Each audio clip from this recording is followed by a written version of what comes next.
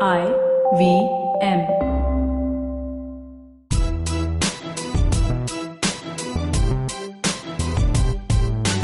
Hi, I'm Zarina Poonawalla, your peak performance coach, life coach, emotional intelligence practitioner, and NLP practitioner. I'm also the founder of Abzo Expertise Unique, and my organization constantly aims at building leaders across continents. After having worked with so many dynamic business honchos, entrepreneurs, startups, CEOs, management gurus, parents, and student communities worldwide, I am convinced that every individual has unleashed potential. And all we really need to do is realize it. Watch the magic unfold, enhance quality of life, relationships, and professions.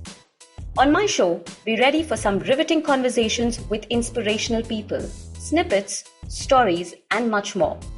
So here I am on this exceptional journey to find empowerment and inspiration anywhere I can. Come join me on this breathtaking path of self-realization, potential maximization, positivity, and most of all, embrace your inner power. You are on your way to empowering yourselves. Welcome to the Empowering Series with Zarina Poonawalla. How often do you find yourself comparing your life to someone else? Probably a friend, relative, a family member, cousin, colleague. Feeling sorry because your friend got higher grades than you, although you may have worked harder. Feeling like a failure because your friend or someone else you know is more successful than you are. Feeling incompetent because someone has a better job than you. Feeling lonely because someone special just got married. Feeling like a loser because your friend just brought themselves a new car or a home, and here you are with nothing. Feeling empty because some of your close people have started planning families. You're feeling the pressure, and you are not. You're probably still single. That feeling of utter hopelessness. Well, I'm sure one of these feelings resonate with each one of us, at least once in a while. So let me share this beautiful story with you. One fine day, a man decided to quit everything in his life because he felt so hopeless and such a failure about his existence and so powerless compared to his peers. So he decides to walk away from everything and goes to see a really wise man, a sage. The sage lived in a forest.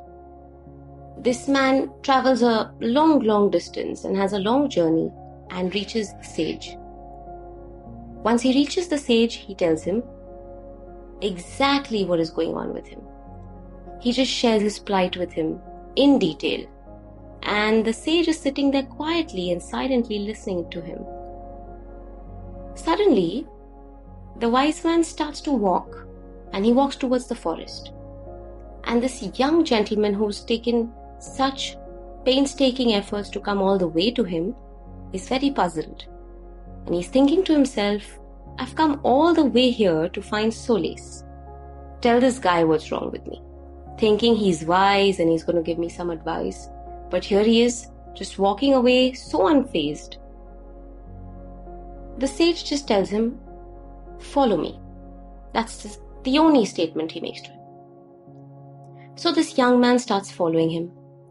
And the sage shows him this beautiful area in the forest, shrubs and trees, and points out to the ferns, really fresh, picturesque and green. And right above the ferns, there was an army of long, strong bamboos. The sage tells this young man, when I planted these seeds, I planted them together, the fern and the bamboo. I took great care of them, nourished them, watered them, did everything I could. In the first year, the ferns already sprouted and started to cover the bed of soil with green shoots. But there was no progress from the bamboo. In the second year, the fern grew more vibrant and plentiful. But again, nothing from the bamboo seeds. In the third year, the ferns turned into a blanket of luscious green, and there was still nothing from the bamboo seeds. In the consecutive fourth year, the ferns were doing absolutely healthy and fine, but the bamboos simply showed no sign of growth. Absolutely nothing. Zilch. Nada.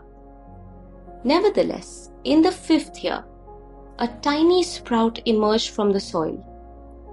Compared to the fern, it was seemingly small and insignificant. But just 6 months later, the bamboo rose to over 10 feet tall. That's when I was enlightened, said the sage. The bamboo had spent the last 5 years growing its roots. Now take a moment to process this story and think, what does it tell you? Don't compare yourself to someone else because your growth as compared to another may be slow, probably so gradual that you may not even notice the growth.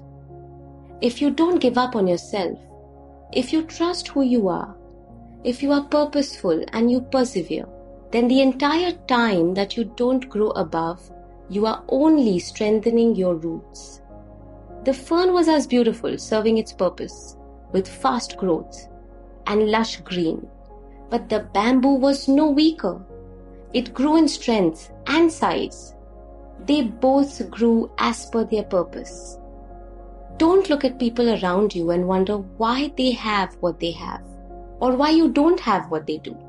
Your journey is not meant to be compared. It's meant to be lived. It's meant to be beautiful. It's meant to be real. Remember this. Although the world has its ways of constantly reminding you that life is a competition and we have to move up the ladder, we have to beat others, we've got to do better, and you're constantly running tirelessly towards these so-called goals because everybody else is running towards them. It's called the rat race. Now mind you, you need to remind yourself you are not a rat and you're not running a race. You are living your life and you're making intentful choices. Choices that will have good consequences or bad consequences. Choices that will fulfill you or make you feel miserable.